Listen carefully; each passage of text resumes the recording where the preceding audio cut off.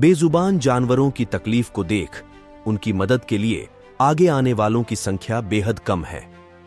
घायल पशुओं के प्रति संवेदनशीलता तो और भी कम लोग ही दिखा पाते हैं। जनपद देवरिया में संजय पाठक ऐसे चंद लोगों में शामिल हैं जिनके दिल में पशुओं के प्रति प्रेम और संवेदनशीलता इतनी ज्यादा है कि वो घायल जानवरों के इलाज के लिए हर वक्त तत्पर रहते हैं। समाज सेवी संजय पाठक घायल पशुओं की सूचना मिलने पर सबसे पहले पहुंच अपने निजी मद से उसका प्राथमिक उपचार करते हैं। हालांकि जनपद देवरिया में पशुओं के इलाज के लिए मॉडर्न मोबाइल वेटरिनरी वैन भी मौजूद है, लेकिन घायल पशुओं के इलाज को लेकर काफी समस्या बनी हुई है। दरअसल जनपद मुख्यालय के अंतर्गत आने वाले पशु चिकित्सालय में दोपहर 2 बजे के बाद पशुओं के इलाज की व्यवस्था नहीं है। द लोकतंत्र के देवरिया ब्यूरो प्रभारी राबी शुक्ल ने इस संदर्भ में समाज सेवी संजय पाठक और डॉक्टर संपूर्णानंद मल्ल से बातचीत की।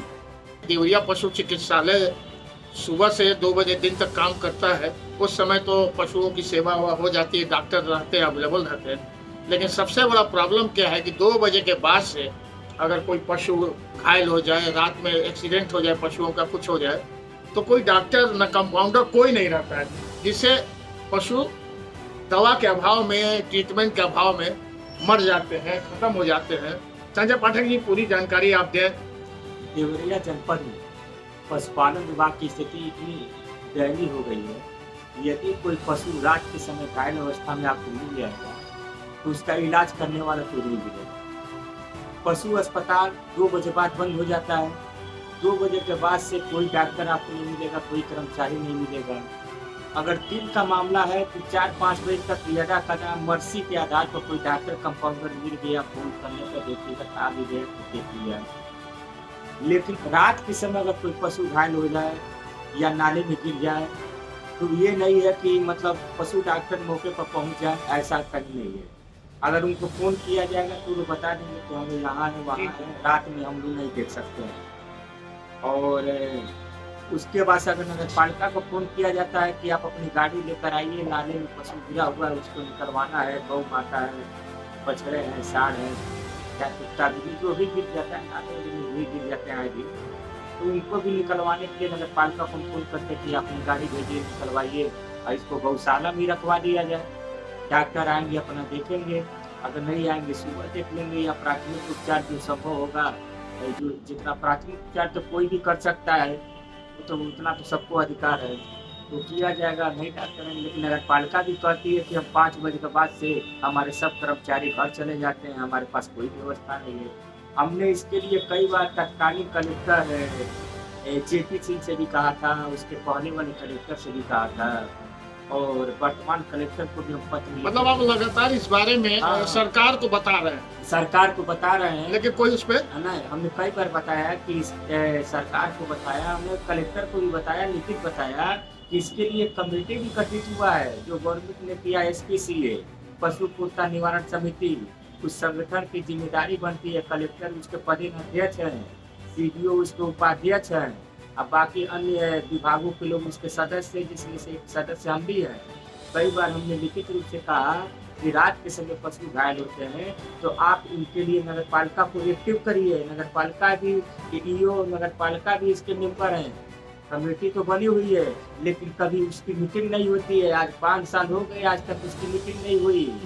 इसके लिए कई बार पशुपालन विभाग को हमने पत्र भी लिखा, मौखिक लिखा, लेकिन अभी तक कोई कार्रवाई नहीं हुई। कोई कार्रवाई नहीं हुई। हमारा तो आगे आप क्या करना चाहते हैं? हम ये चाहते हैं कि प्रशासन एक इसकी मीटिंग कराए कि अगर रात में कोई पशु घायल होता है तो नगर पालिका भी पहुंचे, पशुपालन विभाग के लोग भी पहुंचे, नगर पालिका अपनी गाड़ी से उठवावे और पशु अस्पताल पहुंचवावे, चाहे गौशाला रखवाए या तत्काल उसका इलाज। क्या पशु को जीने का अधिकार नहीं है? उसके अंदर प्राण ऊर्जा नहीं है? क्या उसके अंदर परमात्मा का वास नहीं है? एक और हम गौ को माता करते हैं, दूसरे गौ नाले में गिर जाए तो क्या उसकी जान बचाने की जिम्मेदारी नगर पालिका की नहीं है, पशुपालन विभाग की नहीं है? इसका जवाब हमको मीडिया के माध्यम से जिला प्रशासन से चाहिए और सरकार से भी चाहिए कि यदि आपने इसके पशु कल्याण के लिए आपने कमेटी का गठन किया है, उसकी मीटिंग क्यों नहीं हो रही है? डॉक्टर साहब, इसमें आप क्या कहना चाहेंगे? आपने पूरी बात इनका सुना। कितना दुर्भाग्य की बात है कि देवरिया में पशुओं की सेवा के लिए शाम के बाद 2 बजे के बाद अगर कोई पशु घायल हो जाए, उसको ट्रीटमेंट की जरूरत है, तो मिलना मुश्किल है। पहले तो आपके द लोकतंत्र चैनल को वेलकम, कि इतना संवेदनशील आपका ये चैनल है कि आज के समय में जब राष्ट्रीय चैनल जितने हैं उनको इससे मतलब नहीं रह गया है। किस तरह की खबरें दिखाते हैं, जीवन से लगी कोई खबरें उनके मीडिया को नहीं दिखाई दे रहा है। जो और पाठक जी ने अभी जो बताया, एक बात बहुत मार्के की, 2 महत्वपूर्ण बातें इन्होंने की है। एक तो किसी ने इनसे बताया कि 5 बजे के बाद हम लोग काम नहीं कर पाएंगे, उसमें जो भी चिकित्सालय है, पशु चिकित्सालय, और 2 बजे के बाद आमतौर पर मुझे भी ये जानकारी है कि सब खाली करके चले जाते हैं। दूसरी बात इन्होंने बताया कि विगत 5 वर्षों से कमेटी गठित है, कस्टोडियन उसके जो रिस्पेक्टेड कलेक्टर हैं जिले के, स्वाभाविक है कि पशु चिकित्सा अधिकारी उसमें होंगे ही, मेंबर होंगे। और मुझे ये भी जान के ये बात ताज्जुब भी लग रही है, थोड़ा हर्ष भी है और दुख भी है और आक्रोश भी है कि पाठक जी उस कमेटी के मेंबर हैं जो पशु प्रेमी हैं देवरिया के। तो उसके बाद भी आज तक ये कह रहे हैं कि कोई बैठक नहीं हुई। और इससे भी आगे जब पढ़ें तो जो पूरे प्रदेश के मुखिया हैं जोगी जी, उन्होंने पशुओं के लिए किस तरीके से आर्डर जारी किया है कि कहीं भी पशु घायल न बचे और उनको पशु संरक्षण घरों में पहुंचाया जाए।